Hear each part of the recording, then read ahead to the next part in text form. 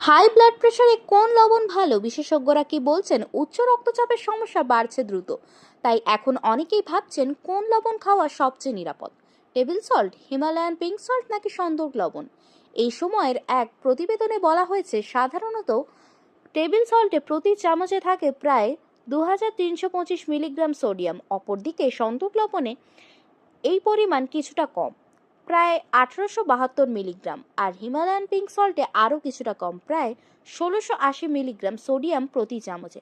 বিশেষজ্ঞদের মতে যাদের হাই ব্লাড প্রেশারের সমস্যা রয়েছে তাদের জন্য মূল বিষয় হলো সোডিয়াম কমানো, লবণের ধরন বদলানো নয়, কারণ সব ধরনের নুনেই সোডিয়াম থাকে যা অতিরিক্ত মাত্রায় রক্তচাপ বাড়াতে পারে।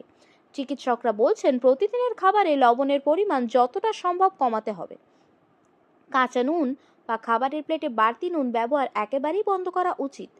বিশ্ব স্বাস্থ্য সংস্থা হু এর নির্দেশিকা অনুযায়ী একজন প্রাপ্তবয়স্কের দৈনিক সোডিয়াম গ্রহণ 2 গ্রাম বা তার কম হওয়া উচিত, যা প্রায় 5 গ্রাম সাধারণ লবণের সমান।